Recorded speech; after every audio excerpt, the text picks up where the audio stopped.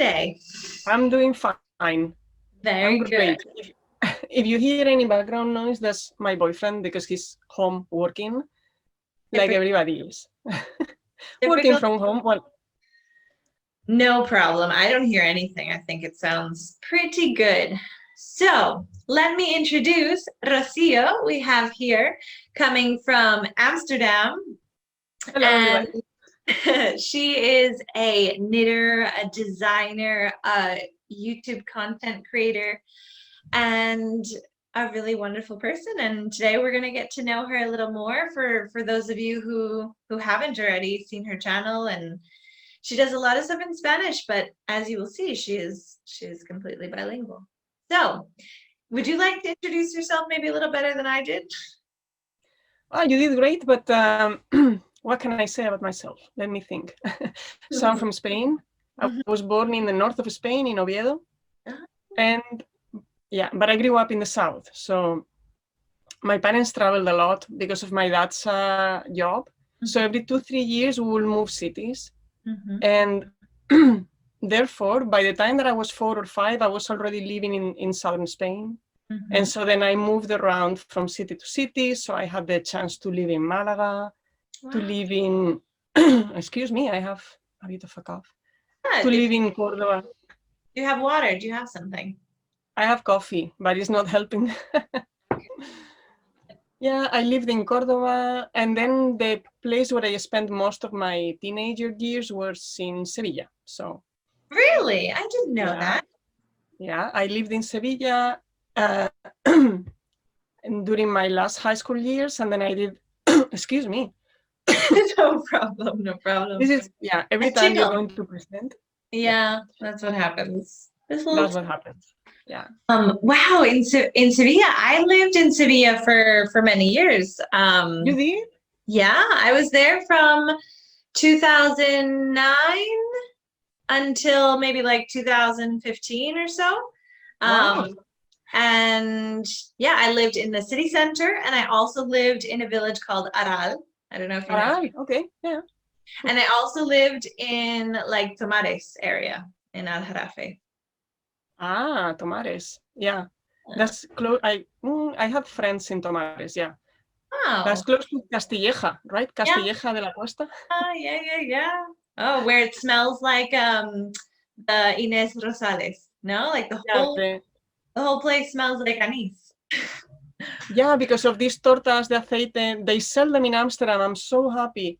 Oh, yeah. Have you they seen sell them here? They make like all different flavors now. They've got like gourmet ones, like salty, sweet, fruity ones. Oh, yeah? Yeah, they have like all these different combinations. But nice. Okay, I didn't realize that you lived so much time here in Andalusia and Sevilla. I love Sevilla. Yeah. Me too. I also live very close to the center. I went to the university there. I studied psychology. And those were really nice years. Of course, it's a big city. It's full of life and places to go and bars everywhere. And my brother was studying in Granada. So I know. So I could go back and forth, stay in his apartment, student apartment, go skiing in Sierra Nevada. Perfect life. Perfect life, really it is. I think that I compare a lot because I've lived kind of half of my time here in Spain and Granada and half in Seville, and I'm always comparing them. Like I think my heart is in Seville because that's where I first moved when I got here, and I fell in love with it. But Granada is also really beautiful because we have like the mountains and lots of green space, whereas in Seville it's like a big spread out city kind of, and you got more cultural activities and people and bars and everything. But very nice, very cool. Okay, so now you are living in Holland. So tell me a little bit about the landscape and what you see where you live there, and what's that like? Actually, yeah, the landscape is a little bit like Sevilla. It's all flat. It's really funny. Bikeable, just like Seville. Like very it's bikeable. Perfect. Yeah. Yeah, for bikes it's perfect. That's why there are so many bikes here. I think it's estimated that per person, people own like 2 bikes. I only have one. But I can totally believe that because I see, I mean, there are so many more bikes than people here. It's crazy. And the whole city is oriented to bikes, you know, there are cars and trams and buses, of course, but what you see most is bikes. Nice. Yeah. And even in the winter when it's raining, like all the time. Yeah, in Holland they have a saying. They say, we're not made of sugar. Oh. So if you say, no, I don't want to go anywhere, it's raining, you're not made of sugar, you can just go. And so you go and you lose your glamour because, you know, you're not gonna do like the whole makeup. That's why I look so bad today. You're not gonna go full makeup and pretty hair and then go into the wind and the rain, because that's the whole winter here, starting now. With your hair crazy in the bike, all the water splashing in your face. It wakes you up. It does. Wow, that is so true. It's like a sports city in a way because you're always kind of like moving. I kind of feel that way about Granada, like the style here. Everyone kind of just wears like chandal or like the like sports clothes, you know, or wool, because it gets cold when. As opposed to Sevilla, right? Yeah, yeah. When I lived in Sevilla, like I learned to knit there, but I never really had the need to knit anything because it was so hot there. I mean, Yeah, it's too warm. the winter does get really cold. Like I've been colder in Seville than in New York just because the houses are like cold and old and maybe the windows don't close very well. But yeah, very nice. Okay, cool. And do you think that like Amsterdam where you're living, or maybe even thinking back in when you lived in Seville or in different places in Spain, does that inspire in any way your creativity? Or do you feel like there's any connection with that? Well, I think, yeah, Sevilla for sure is a place where your creativity can go bollocks because there's a lot of handmade culture there. I feel, well, also in my case, it comes from family, right? So my mom was always busy. She was a lawyer, but in her free time, if she had any, she was either doing embroidery or she was sewing. She loved to sew. She didn't knit. No, this she didn't do, but she would sew her own flamenca dresses even. I mean, she was, I know, like you will go into the living room on a Sunday and you will be like, okay, wow, you know, all these fabrics spread around, and she will be making these faralai things. How do you call it? Like the ruffles in the bottom of the dresses? Yeah, the ruffles or the I don't know how to say it, I guess, yeah. Like the wavy part of the bottom of the dress. We could put Exactly. yeah. Yeah. And so she will make those herself as a hobby, and she made her own clothes as well. And then my aunt, who's, you know, her sister, she up to I think recently was busy in Huelva making, I don't know how to say it in English, but the mantoncillos, all these decoration that go with the flamenca dress. So the pamelas and the things that you put around and everything. But Yeah. like by hand, like one by one, it's like, how cool you know? There's such, yeah. Yeah, they're so intricate and beautiful.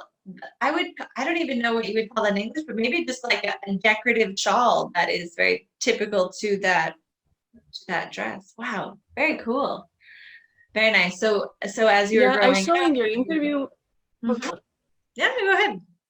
No, I was gonna say that I saw in your interview with Annabelle that she told you she learned how to do encaje de bolillos.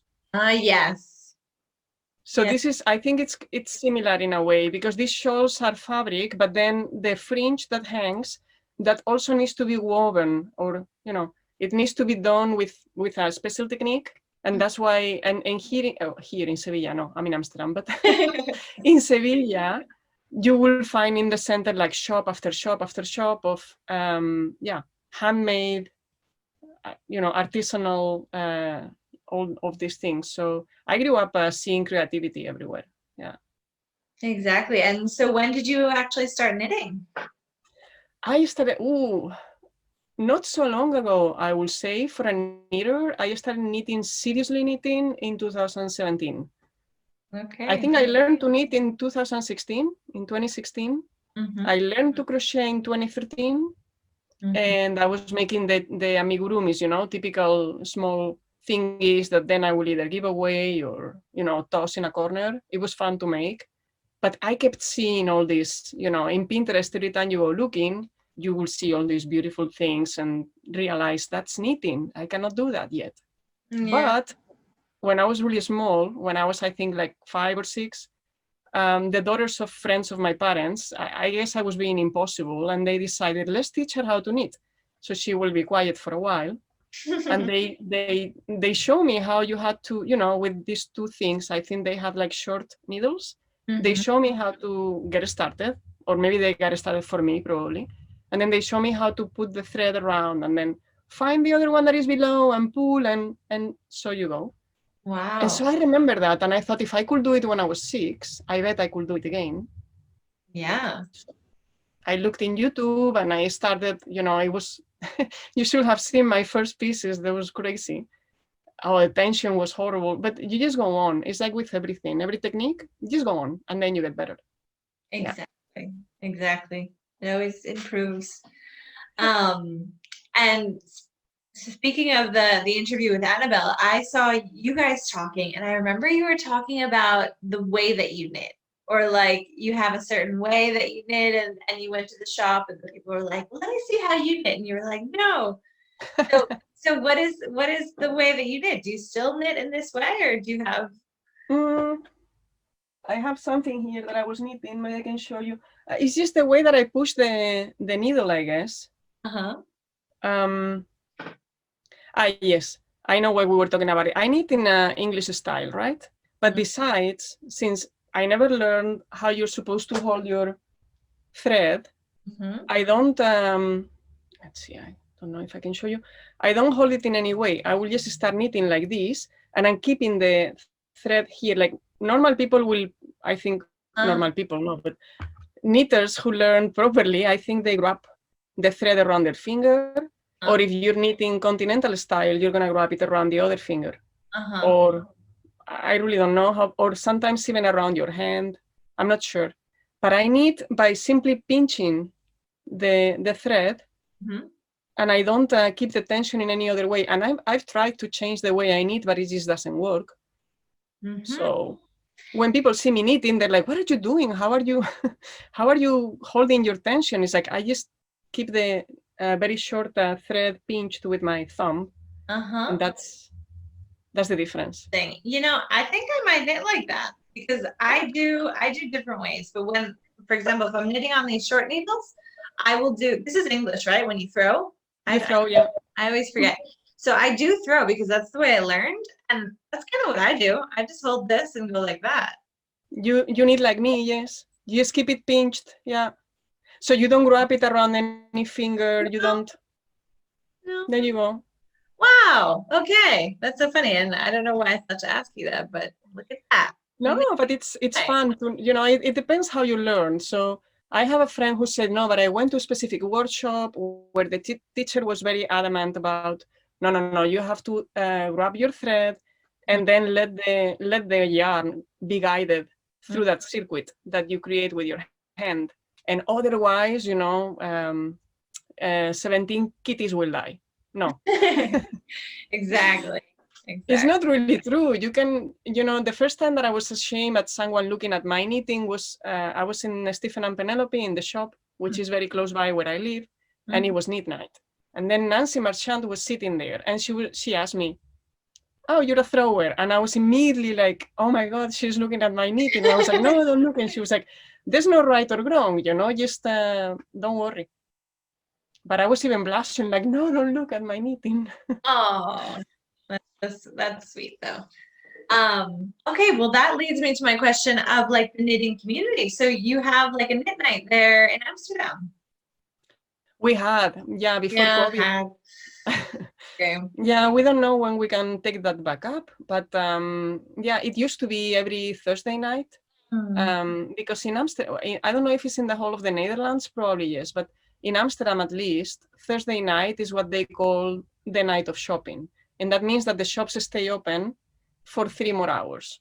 Because here, the schedule, yeah, it's very different from Spain. So in the Netherlands, everything is closed at 6. Mm-hmm.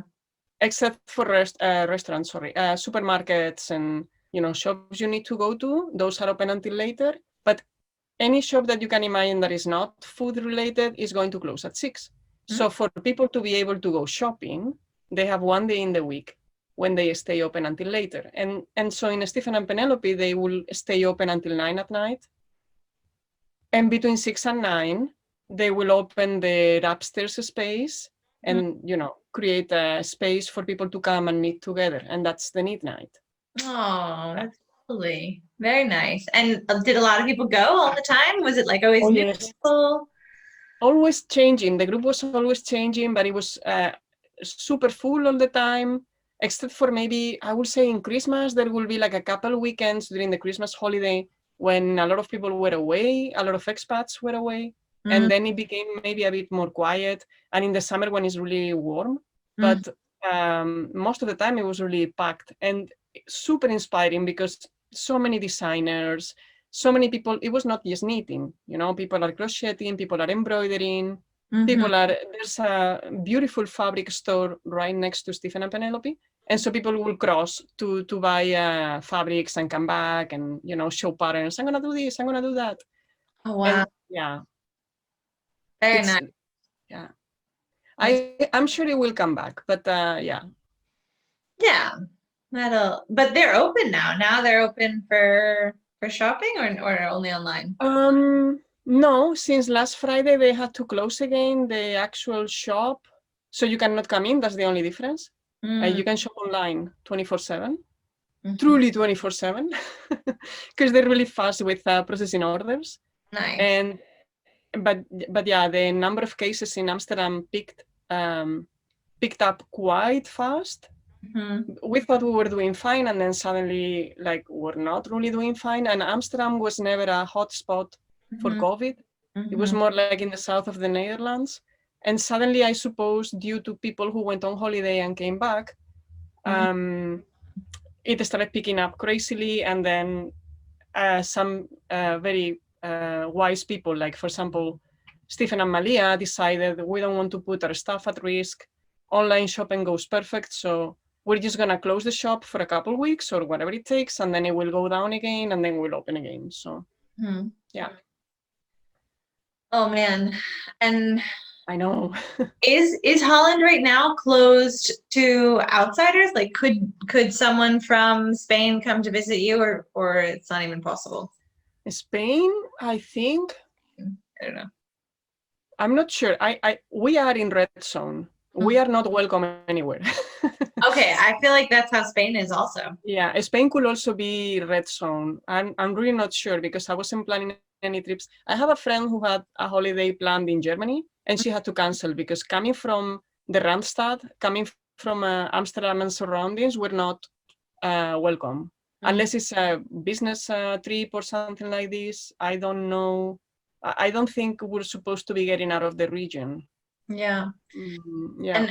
And Amsterdam, as it's like such a tourist destination, and there's so many people who come there from all over the world all the time. I wonder what the city looked like this summer.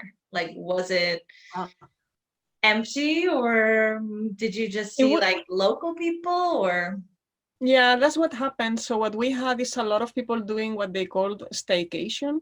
Instead of going somewhere, they will come from other regions of Amsterdam, of the Netherlands. And people from Amsterdam will also go to other regions because there are very beautiful places here on the coast. And you stopped seeing all these people with a little carry-on that you will normally see that go to Airbnb. Yeah. This I didn't see.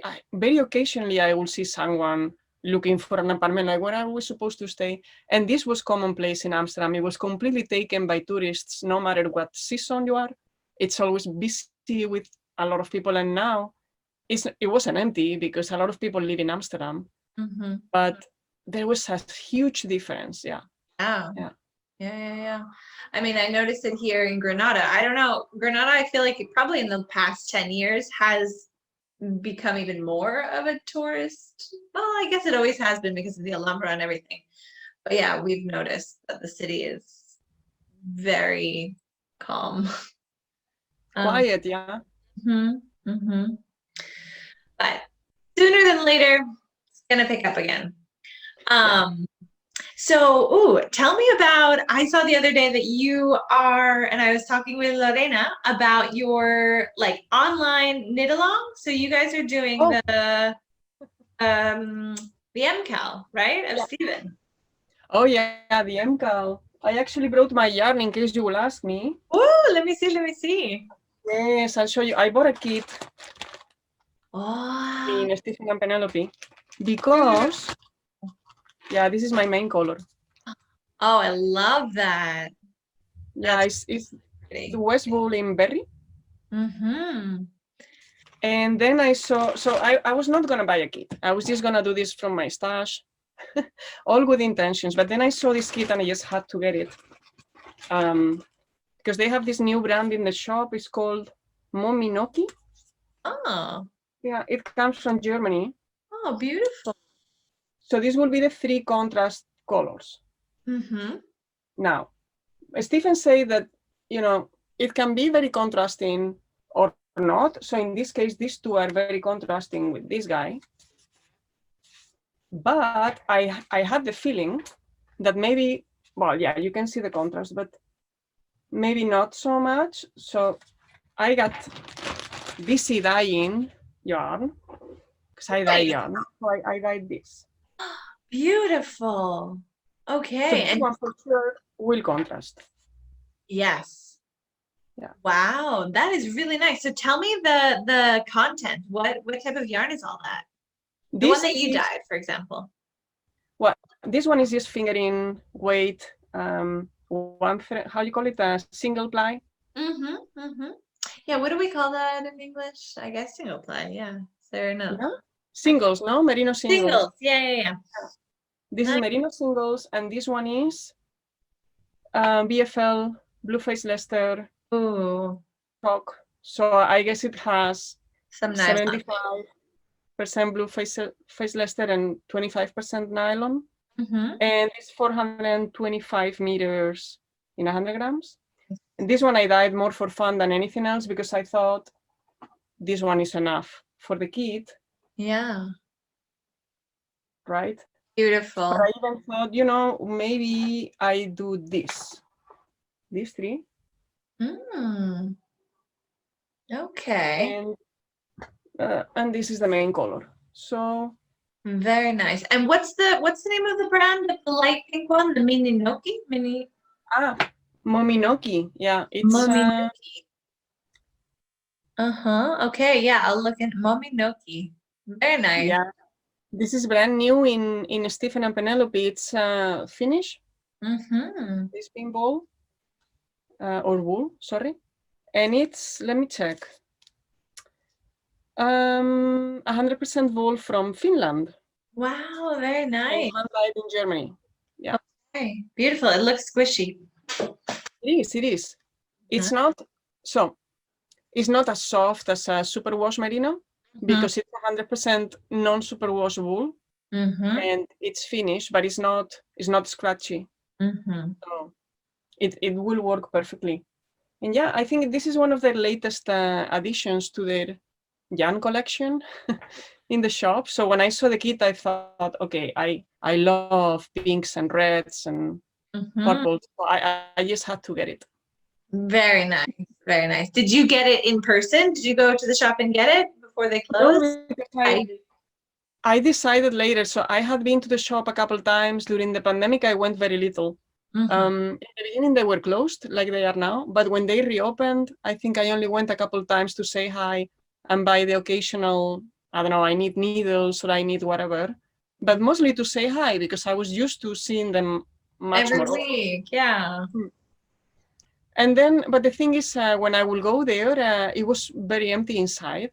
And then you realize, well, if you know the yarns, there's not so much need to come if I can order online and then I can, you know, avoid any problems. And yeah, exactly. Also because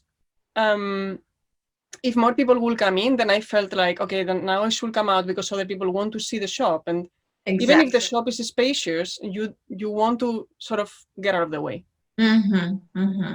So I will come in and do the shopping quickly. And then the kids came online. And then I thought, I'll just order it. I can also do pickup in a store. And yeah. Makes it But faster, easier. I think, because I saw this, I think Stephen packed it himself. Oh, very nice. I'm Very not nice. sure, but I think I see an S and a W. So I see an SNW. And so did he come to your Zoom meeting the other day? yeah, that was so much fun. So in one of these days that I went to the shop, I was leaving and he was coming in. Mm-hmm. And Jaime, Jimmy from Tejido in Brooklyn. Yeah. Does he live there? No, he lives in Brooklyn, right? Yeah, he lives in Brooklyn, I think. Mm-hmm. Yeah, he lives in Brooklyn. But he contacted me. Yeah, he's in New York. He contacted me and he said, I'm thinking of doing a knit along in Spanish via Nice. Zoom. And he invited me to be the co-host of that. Nice. So yeah, because he thought, then we can be like one person in the US and you're in Holland. And he didn't even know that I was in Amsterdam. He thought I was somewhere in Holland. And so he asked me and I was immediately very excited.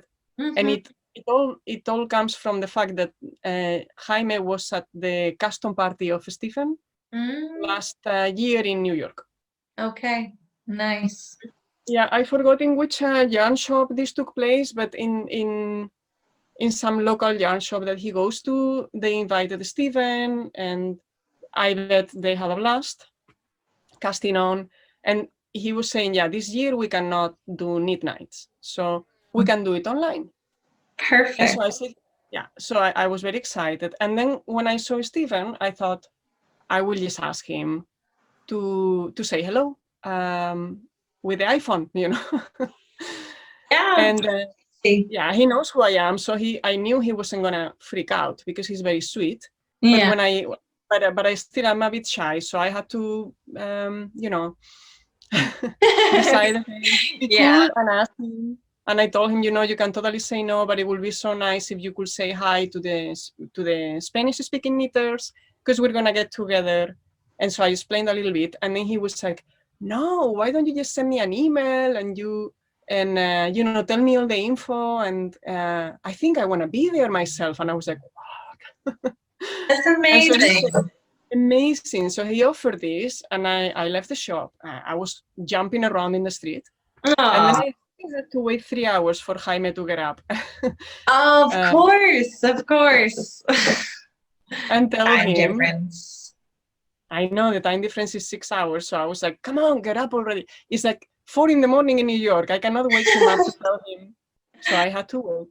Yeah. And then we sent all the information, and then he was super helpful. And yeah, sure, I'd love to be there.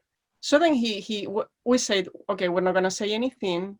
It will be a surprise. Good idea. Very good idea. I love that. And so there were so many people who are taking part in the knit along from here in Spain, right? You guys are like, how many people? Like 30 people or something. Yeah, we were like 36, 38 Wow. signed Oh, up for the first one.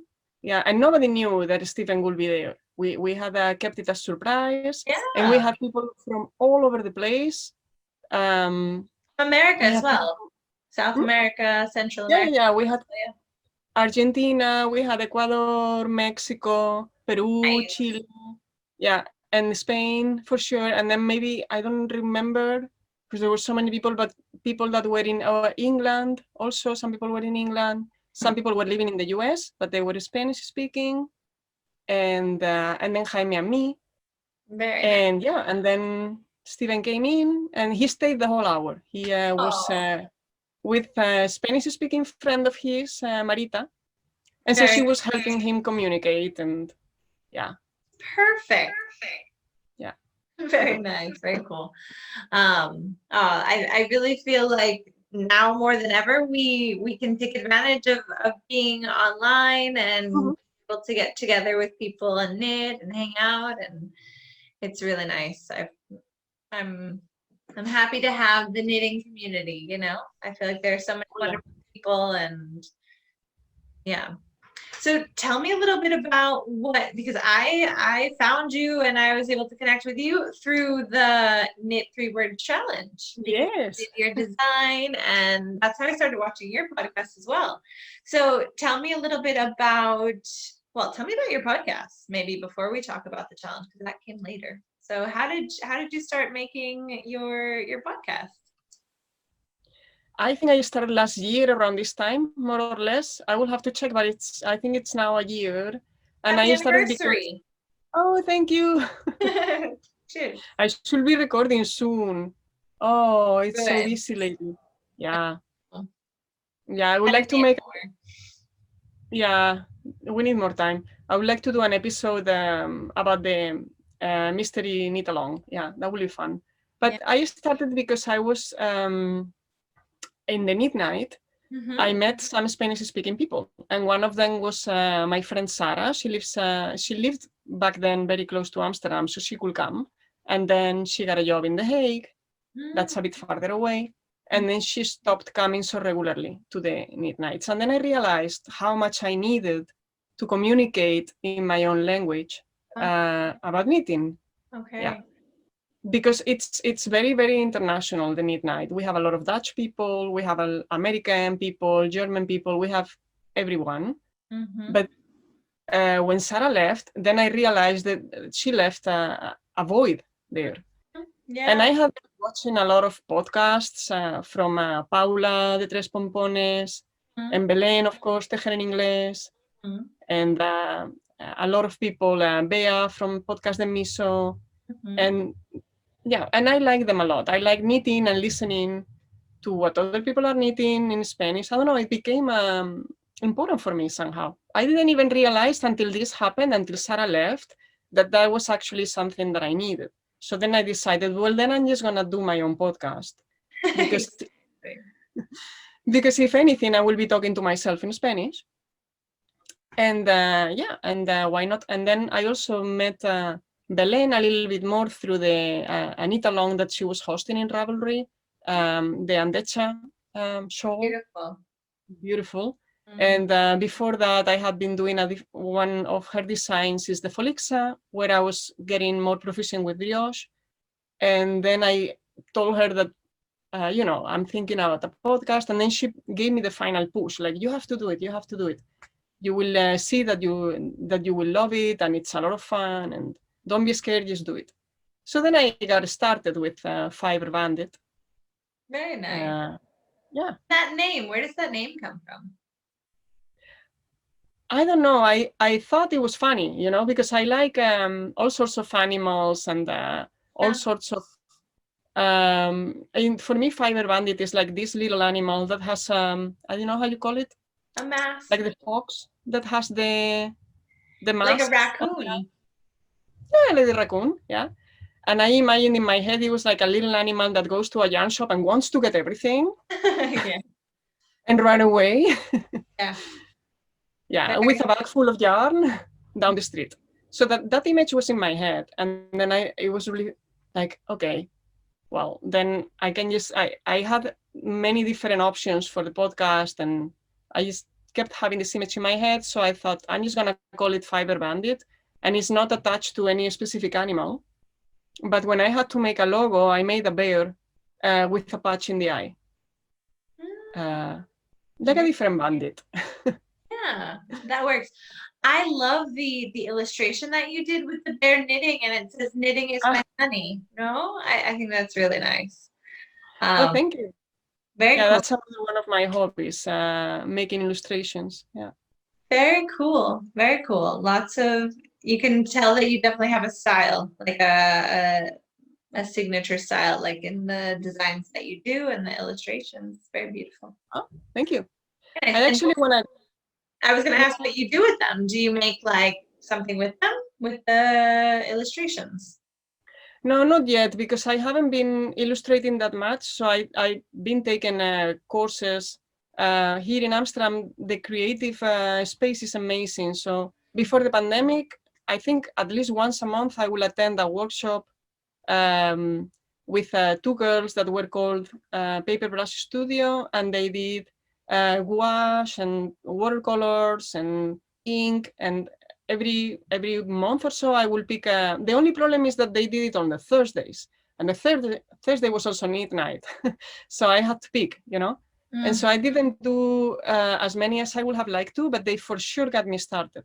With you know, I rediscovered that I could draw and that I could, you know, in the beginning my illustrations weren't great, my way of laying the color, but you learn, you know. And after a year or so, I started trying, and I made a few designs, and then this one, the one that you saw, I made into a postcard. But I didn't put it. I was thinking of starting an Etsy shop at some point, but I didn't have the time yet. I was thinking just make, I don't know, 10 more and then put them up, because I'm like this, you know. I always put some sort of limit, some sort of block, so I don't have to do it.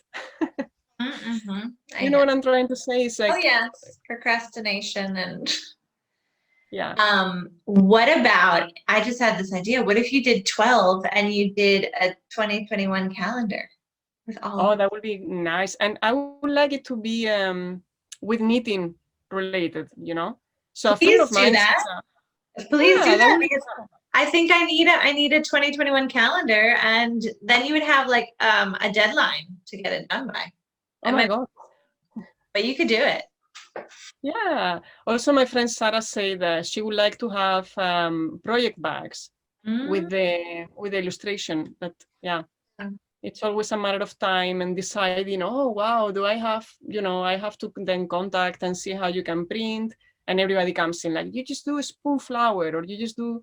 So there is definitely a lot to look into. But your mama is a sewer, isn't she? Your mom sews. Yeah, but she passed away like oh, I'm so sorry. 16 years ago. No, don't worry. Oh, I'm sorry. No okay, worries. well, maybe, well, you could start sewing too. Yeah, actually, I am so sorry that I didn't learn to sew when I was a teenager. But then you're not interested in these things. You're interested in going out and, you know, liking some boy or whatever. But I got a sewing machine last year, and I as a birthday present from my colleagues, and I got started. Yeah, but I think if you want to make something like really nicely done, maybe you need a little bit more experience than what I have. So yeah, I think I will start with something simple like the normal drawstring project bag, and then just putting the illustration on top. I like your calendar idea better. I think it's really, I love calendars, and like every year I have like different ones around my house of different like artists that I love or things like that. And I think it could be, and especially for knitters. I don't know. I like that. I'm excited. I want one. I'll sign up for your Etsy. Cool. Very cool. I think that's awesome. Also that you like get involved in all these creative scenes in your city. Like you can go and take classes with painting or go to the knit night. It's so nice to have these different activities, you know, apart from, you were telling me that you were working in science, and so you've got so much going on. Yeah, that's true. You always, but I think that this is also very related, because in the workshops that I took with watercolor or drawing or whatever, there were always a couple scientists in the room. So not just me, but there would always be someone.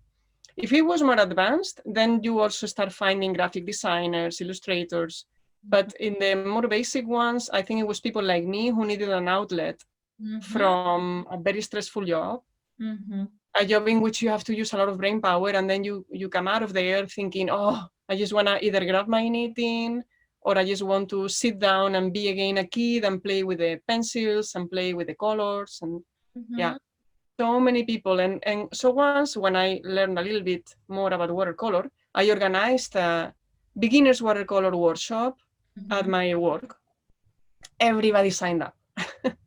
It's like Friday after work, so after 5, we grab some beers and we sit in the meetings room, and I brought the materials, and everybody signed up. Everybody wanted to like sit down and play. All these neuroscientists trying to paint an elephant. It was awesome. Or a whale. I think it was a whale or an elephant. I don't remember. Yeah. I love that. Now, working in neuroscience, do you see, like, because you're saying like after work you just want to like grab your knitting, and maybe you could talk a little bit from a scientific perspective, like what it is that, I don't know, I'm imagining that maybe you've thought about this, but like using knitting or creativity and how that affects our brains and how, I don't know. That's I think every knitter is by definition a very resourceful person. I don't know that many people that start with knitting, and after a number of years knitting, you already gathered a lot of tricks up your sleeve, even if you don't notice. Yeah. So often you're going to grab a pattern and you're going to decide, oh, no, I'm not going to go down this road. I'm going to go this other way. Or this size, I'm in between sizes. What can I do? And I think this is all basically because you created a lot of resources, because as you're knitting, you're also thinking. They say it's very mindful. I believe in mindfulness, but I also, yeah. And I think, for example, if you grab a knit, like I'm knitting what I was showing you before, something that doesn't really allow for a lot more than just doing this, where every row is different. Yeah, it's going to be different in the right side, and it's going to also have a pattern in the wrong side. There's no rest rows in between. So this is pure mindfulness. You have to be doing this and nothing else. Okay. But there are so many other knits where you can see the piece taking shape and your brain is already making up things. You don't do it on purpose. It just happens. So I think it's all very related. And I think creativity is very, very important for the brain. Yeah. And the more skills that you can acquire in life, it will keep you sharp. Yeah. Okay. Yeah. Good to know. Good to know. And I see that you're practicing that now. I'm trying everything I can. And like you were mentioning before, that the pandemic the lockdown situation was a bit softer for us who have so many hobbies, or at least the knitting. Hey, whips finished. Exactly. I want to know how many people actually finished all their whips. I'm pretty sure there was more casting on than casting off. Typical, but we got some of them. Yeah, I finished a lot of whips like the first month. I like just wanted to like get things done. I was like, now that I can't even go for a long walk, because I don't even really go out that much, but I like to be able to go on long walks. And even in the beginning, we couldn't even go to the countryside. Oh, but we had our knitting, and that was good. Very nice. So you were talking a little bit about, well, I have many questions. First of all, what is this red thing with the lace that you were knitting? This is a new design. Okay, your own design. Yeah, it's all bunched up in the needle so you cannot see, but it's supposed to be crescent shawl. Oh, beautiful. Already will be finished. Wow. And I'm making it in sport weight because it's what I had. I love Yeah, it's actually light sport. Well, I love the brand Ulisse from the Rerum Natura. And that sport weight is a little bit thicker than this one, but I think it's maybe only because it's woolen spun. Okay. Right? So it's a bit, it catches a bit of air and it's a little bit thicker. Or it blooms. And this is a different brand, Ana and Juan, I think it's called. And it's a little bit thinner, but still, I had enough yarn of this to try a design. So I still don't know how big it will be. I worked up all my mathematics and my schematics, and yes, for that, being a scientist, it helps, but it's also not rocket science. You don't have to be a mathematician, or you need to understand the basics, and that's it. So I think I have around 350 stitches in the needles now. Okay. And maybe I will do one more repeat of this. Beautiful. Pinecone? Does it have a name? I wanted to call it Hannah after a colleague of mine at the Neuroscience Institute. But I don't know. It's a working name. Okay. Can you say that? Working name, yeah. I think that works. Working title. Yeah, The working title of your project is Hannah. Yeah. Very nice. But I have to check that there are not that many Hannahs already in Ravelry. You know how it goes? You have to make sure you also did your own design for the Knit 3-word challenge. And then when you gave it a name, you had to also make sure that it wasn't going to be confounding. Mm-hmm. Yes. So I don't know yet. Mine, there was no other cuello salteño. Not one. That was good. That was good. And that's what I wanted to ask you about. The name of your Knit 3-word challenge. Where does that come from? Wow. You have it with you? It's so beautiful. I already screwed it up. I think I saw the other day that I got it stuck somewhere and then I pulled. Typical. Yeah, so I need to find, here. I was thinking, how did I did this? Look at this. Oh, that hurts. Yeah. That hurt. You can. I need to fix it. You'll fix it. It's fine. Yeah, it's just basically pulling from the other side. Mm-hmm. So the name of this is related to my group of knitters that I met during the retreat of Belen in London. You know that she organizes a couple retreats per year. And last year, right before the Barcelona Knits, I was lucky enough to get a spot and I could sign up for the March retreat. Very nice. Which was also right before the state of alarm in Spain. So I got lucky beyond my possibilities, first with the trip to be able to see my family the week before, and then came back, washed my clothes, went to London the day after, by train, luckily. And then 3 days later, everything was on lockdown. So yeah. And then the group of women that I met there, I already knew some of them from the Barcelona Knits festival because we already had been in touch via email, like to get to know who's going, you know. And we got along so well, so fast, and they became the people that I always go to with every news. And so when I joined the Knit 3-word challenge, I told them immediately, and they offered themselves to be test knitters. The ones that couldn't knit brioche, they were like, I'm not gonna make it, but I will cheer you all the way, and I will make sure that you don't abandon the idea, and because it's scary, you know, to design something for the first time. Yeah, absolutely. But yours is so beautiful. Like, it's incredible that you designed such intricate brioche so this was your first design that you wrote out. Gorgeous. Yeah, but it is, you know, with brioche, sometimes things look much more intricate than they are. Yeah. So yeah, I have Nancy Marchand's last book. It's called Knitting Brioche Lace. And I cannot recommend it enough. All the books from Nancy are amazing. I think I have the one who saw you throwing, yes? Huh? She's okay. Nice. Yeah, she's the queen of brioche. And I'm very lucky that she also lives in Amsterdam. So, so I had her book, and with brioche I also had the same. I had her book, and I had her crafty classes. She has classes up in Craftsy. So what I did is I learned brioche from her. Nice. Even before meeting her. And then I started buying her books because I really love the way that she explains everything. Also because they provide you with a stitch dictionary. And so this one, what it was mostly about was to show you a new technique of making brioche, knitting brioche, but then also creating lace along with it. Yeah.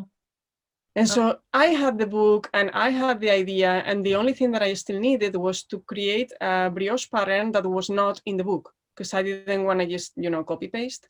And I think that's where all the designing process went, like swatch after swatch after swatch of making things and then comparing with the book, like, does it look very similar? Sometimes I will spend hours making a swatch and later go back to the book. It has so many that you cannot know them by heart. And find out that it looks exactly the same or just one stitch off or whatever from Nancy's book, and then I will start over. And so in the end, this came up, this center panel. It's beautiful. And I thought, I love that design. Thank you. I And think then it's to like the still most honor the book, beautiful. I really want to knit it when I get more things off my needles. you need to learn brioche lace. It's super rewarding Ah. because it looks very difficult, but it's the same as any lace. If you like knitting lace, Hmm? you're not doing anything different. You're doing yarn overs and you're doing increases and decreases. And yeah, and then I asked Nancy for permission because I incorporated a side panel, Mm-hmm. and this actually is in her book. It's one of the stitches Yeah, in her dictionary, and she was very happy with it. So yeah, beautiful. And the side panel did you knit that on after, or that is no, part no, of? no. Okay. It's all part of it. So you start with normal. You start casting on with your contrast color. At least I did like that. Mm-hmm. And then you do a flat 2-color brioche, Mm-hmm. as if it will be ribbing, for a sweater. So you do that here, I think, for like 10 rows. Hmm. And then you start your brioche lace panel. So I put markers in between this and this. So you have a different motif here. Mm-hmm. And then this is like rest, because this is garter stitch. Nice. So here you're not doing brioche, this is garter. And then you start here with 2 mirroring panels. Not mirroring, they are actually just one panel and then the next one. Ah, So it's yes. parallel. Yeah. I remember you mentioned that in your podcast that like when you put it over your shoulder, you were thinking that there was a way that you could get it to have exactly the same like on both sides, like if you but Exactly. I like the way it is. It like goes from one side to the other, no? Yeah, if you put it like this, then you don't have, this is like going upwards if you look at the little guys. Hmm? And this one is going downwards because it's all going in one direction. You Yeah. could indeed just knit 2 halves and then do a Kitchener in the middle. I did not, for the life of me, want to learn how to do Kitchener in brioche lace No. and screw it all up when you're like 1 week before the deadline. So I did not. That came up during the podcast is when I realized, I could have done that, but so happy that I didn't. No. I don't even think that would even be. I guess it would be an interesting design piece, but I like the way it like goes from once. It's more natural. I don't know. It is beautiful. Now, Thank you. a question that I always ask is, what is a project that you are most proud of? Would it be this design, or do you have a project that more? Well, I'm very proud of this guy because it's my very first design, but I think I'm even more proud of this one. I need to get up to show you. Okay. This monster. This is Find Your Fate by Andrea Maury. Yeah. She's one of my favorite designers. Wow. It's so incredibly big, I don't think I can get it on screen. Oh, but I love a huge shawl. I love them. Massive. Wow. And I think it's supposed to use like 7 different skeins of yarn. I think I did 5 and just made some sections a bit longer. I was so proud of myself when I finished this because I hadn't been knitting for that long. Mm-hmm. I think it was 2018. Yeah, I had been knitting seriously only for 1 year. Yeah. And by seriously, I mean like not just like trying to make something flat like a scarf or something, but more like, okay, I'm gonna learn all the techniques. And it was such a big project. I didn't know that I would be capable. And then it also reminds me, because I knit this mostly in the knit nights. At Stephen and Penelope, the people attending the knit nights, the girls, we had a steady group, and then many people that came and went. But the steady group, I remember when we went to pick the yarn and, putting all the skeins next to each other to see if it matched perfectly. And yeah, it was really fun to do. So every color is a different brand, and but it took me more than 6 or 8 months. Yeah, something like this. Wow. And it was That's so beautiful because like you're saying, like all of the different segments, you probably have memories of where you were at that point in your life, like who you were sitting there with, what you were talking about. And That's what I really like about these like long-term projects like this, because they really like set in a place and you can remember where you were when you were making it.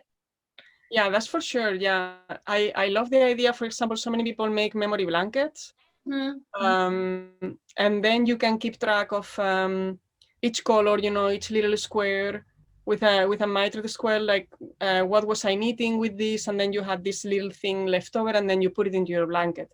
But I think that by now, with all the knitting I do, I probably wouldn't remember all of them, some of them, if they were presents, but not all of them. Yeah. But with this, I have very clear memories of exactly, for example, when I will make a mistake in the lace and I remember who will be telling me, just let it be, nobody will notice. And the more formal ones will be like, no, repeat. And, like it brings back so many memories of the knit night. And I had a moment when I didn't like this orange, when I had big doubts because it was falling right at when you wrap it around your neck, it will be like the first thing you see. And I was now I'm changing, but I used to be much less dating, and I will be like, no, I finished it, but now I don't like it because I have this bright orange in front of my face. And it was really funny how then the community comes in to say, just wear it and it's fine. And if you don't like it after 6 months, you can undo it, but now you have to really finish it and block it. And I never blocked it. You don't need to block it. Blocking is not. It's too big. Where would you even block that? You'd have to block it like. I will need 2 apartments to block this. Seriously? So don't tell Andrea if she's your mate. No. I won't tell her. I won't tell her. Definitely not. I never used to block things. I didn't even realize that was a thing. But now with lace and everything, I realize how much of a difference it makes and how beautiful things are like when you block it out. Yeah. Yeah. With lace is important, but these parts with lace are just the I forgot how Andrea calls them, but I think she calls it like English. Well, I forgot it entirely, but it's just very simple, like a yarn over and then knit 2 together in a row. So I don't think that needs a lot of opening, and it's not big sections. So I mean, it looks the one that I'm knitting now, this guy is gonna need a lot of aggressive blocking. Yeah. But yeah, we'll see. But it's fun. It's so nice because you're like knitting something and you're like, I don't really know what this is going to look like until.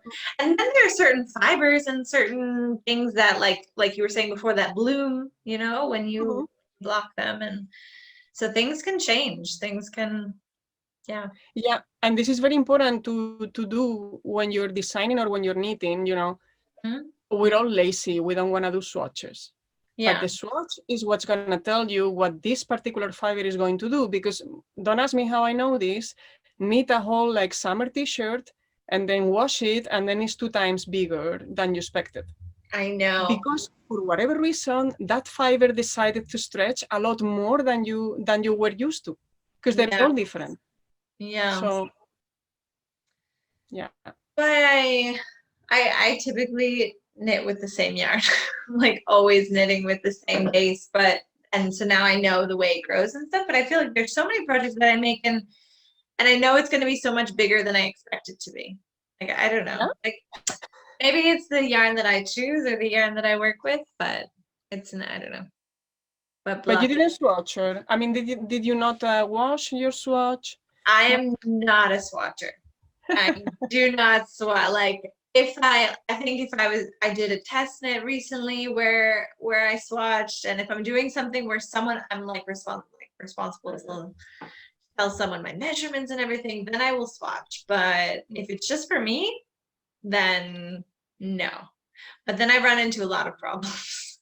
Yeah, well, it depends on the project, right? Because in my case, the one that really hurt was a really nice t-shirt. I think it's a design by Isabel Kramer.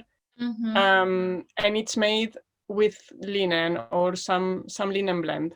And I was stupid, and I did it with blue face Leicester, which I didn't know it stretches more. Linen doesn't normally stretch.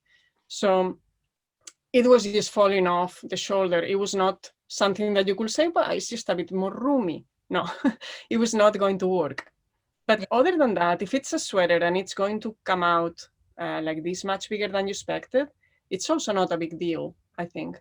Yeah, exactly. Yeah, I don't mind. It always works out in the end some way. I've never had to rip back an entire piece. Have you?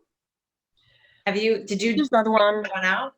That one became an andecha.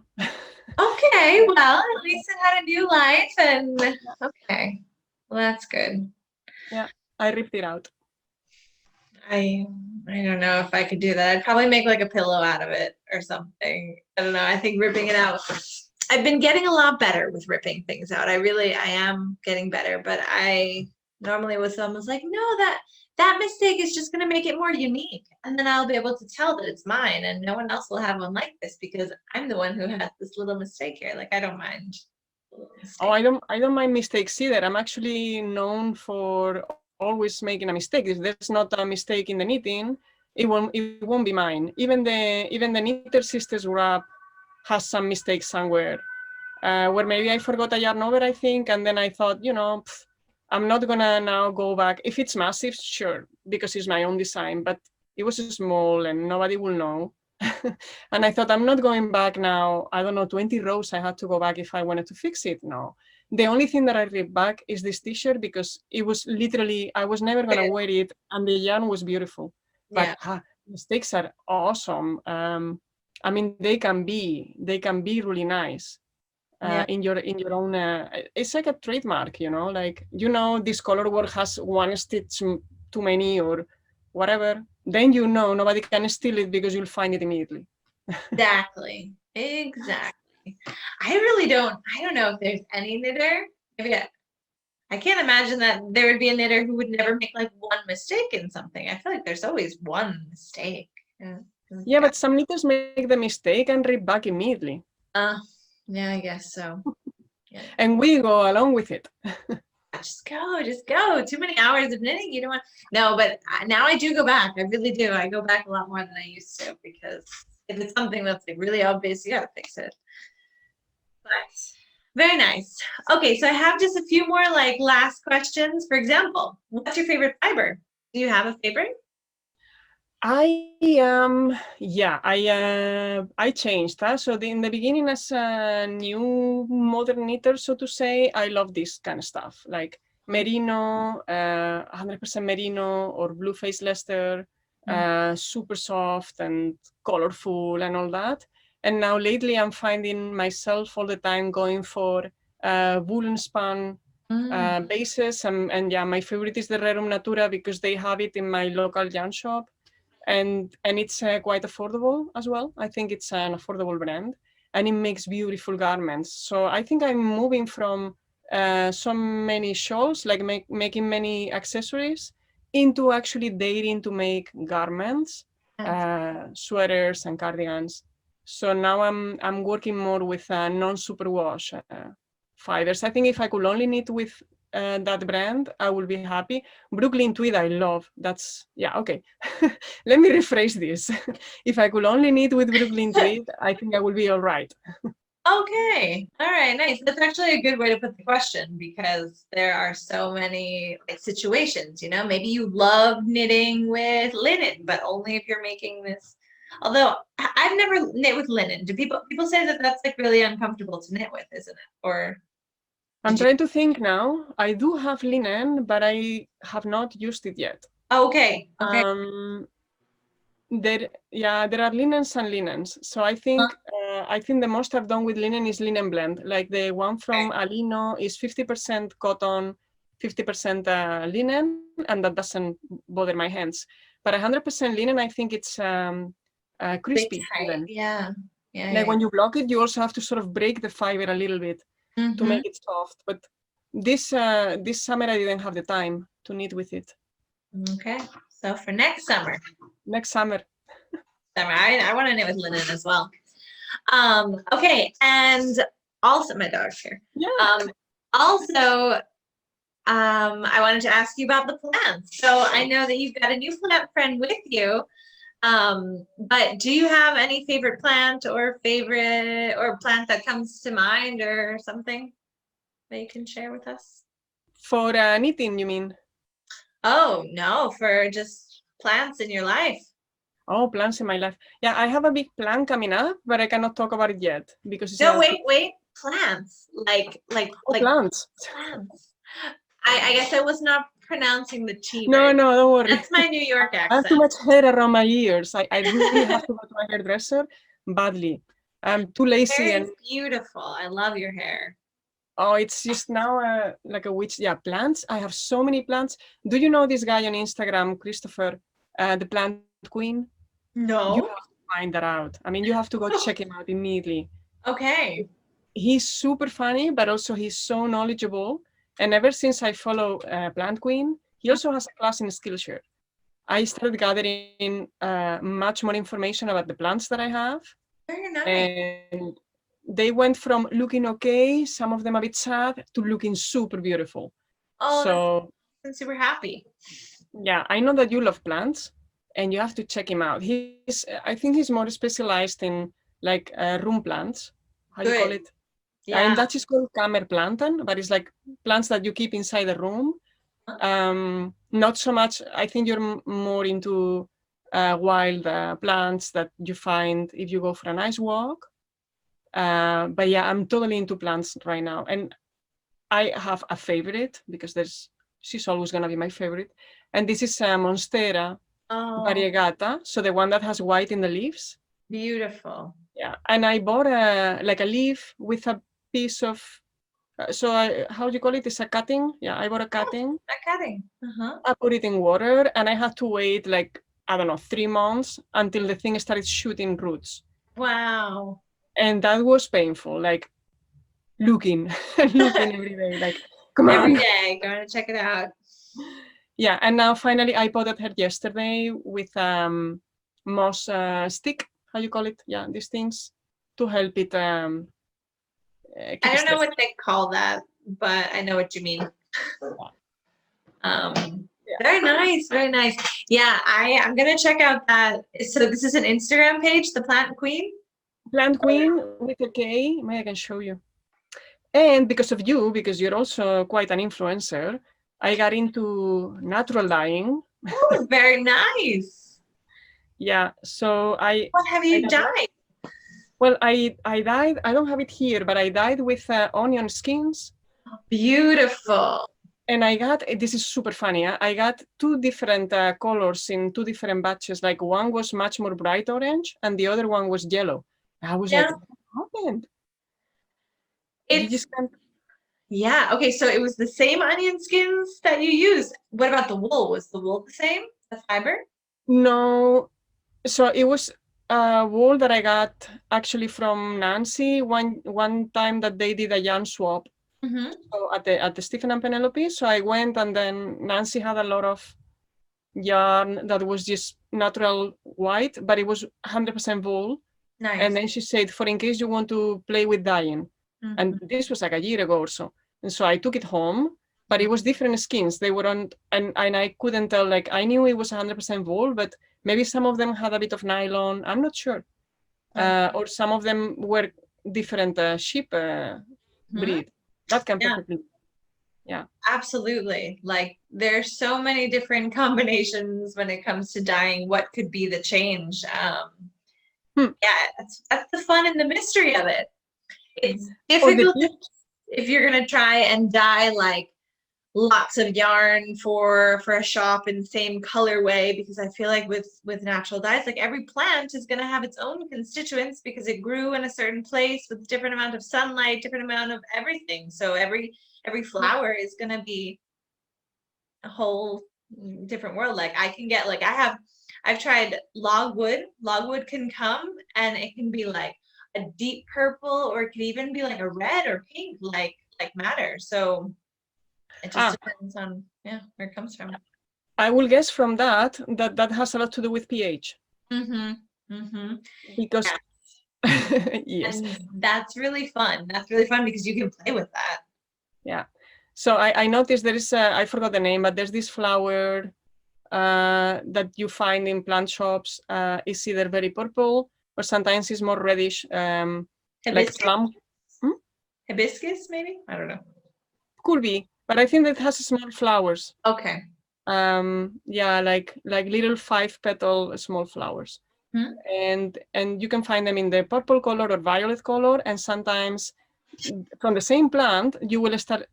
Pause 1 second because I have the mailman and I have to give him a package. Oh, okay, go. Sorry. No problem. Thank you. This is the plant queen. I hope you can see it in the screen. I'll show Nicole when she's back. It's amazing. All the tips that he gives, and sometimes even a nice. Wait.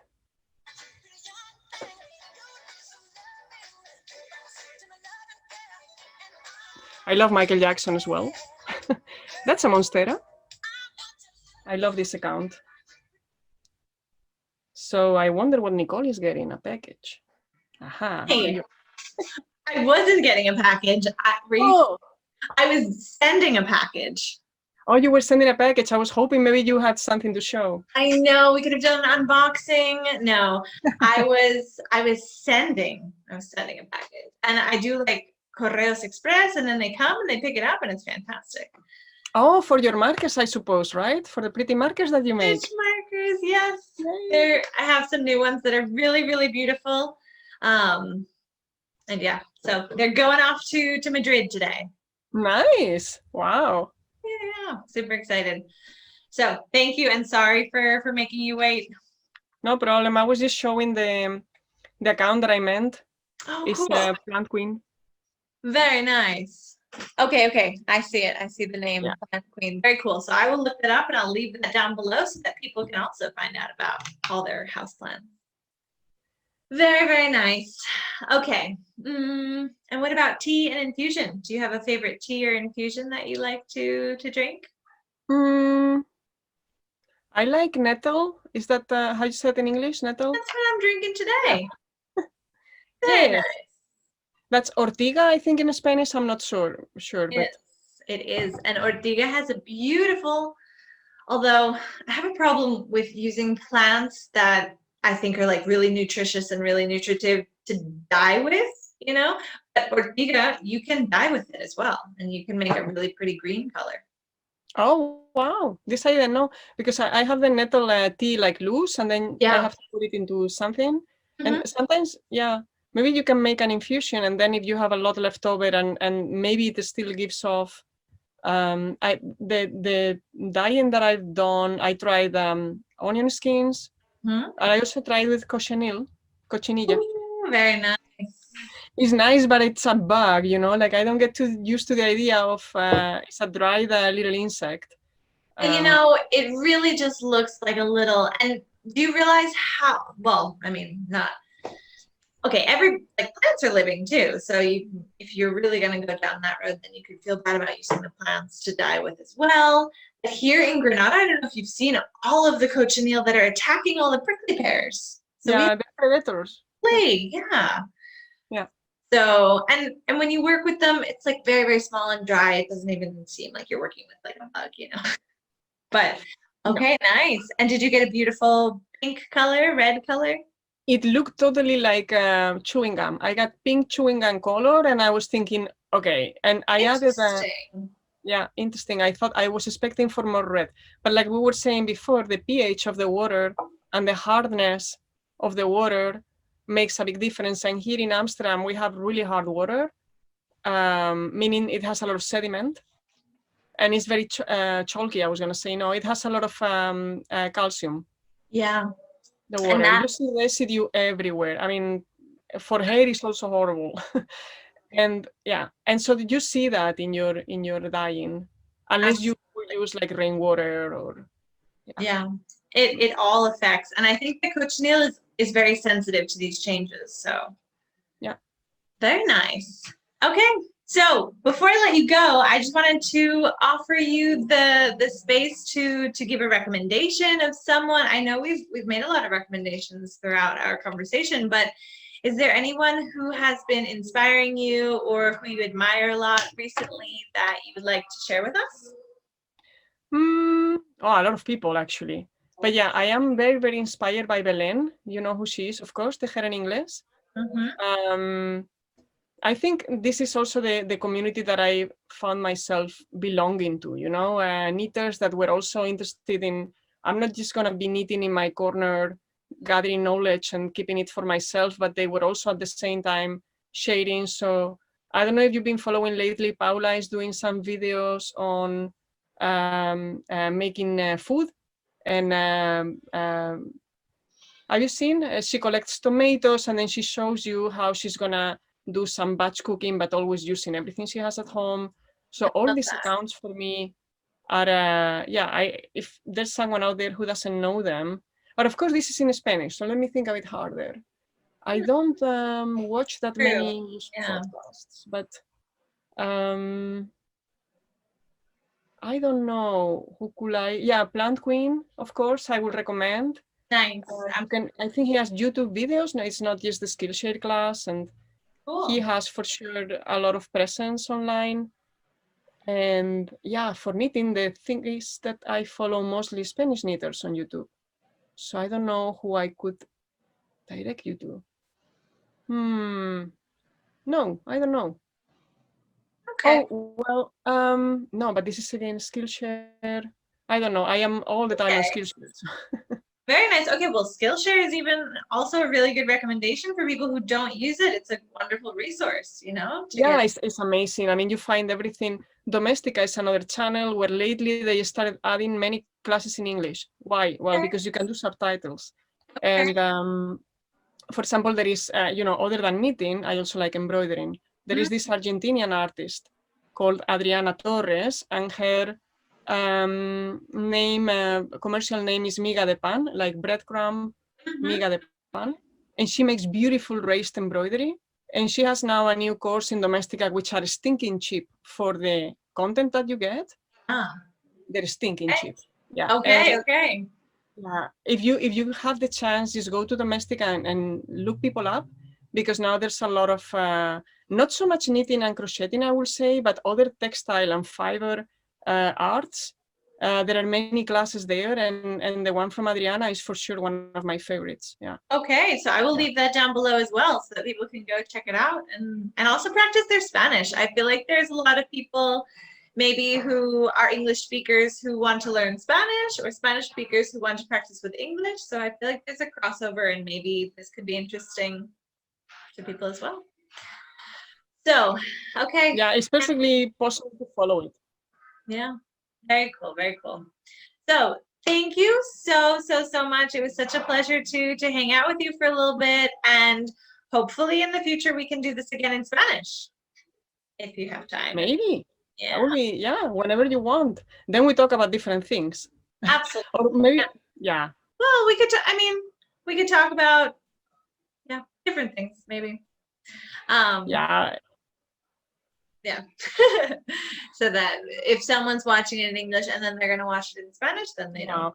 I was thinking along with you, like, I'm not awake yet. Why would someone do that, first of all? So we can talk about the same things, and also I'm sure that the conversation won't be the same. So yeah, I mean, people might do that though, because I think, like I said before, there are people who write to me and they're like, I watched your video in Spanish and then I watched it in English to see what my language level is and stuff. So do you have a podcast in English as well? I mean, besides these interviews?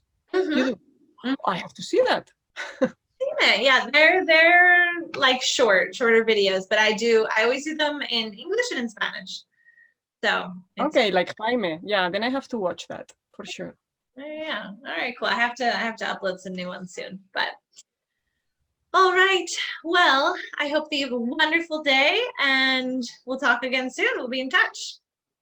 Okay, thank you, Nicole. Have a nice day too. Have a nice day.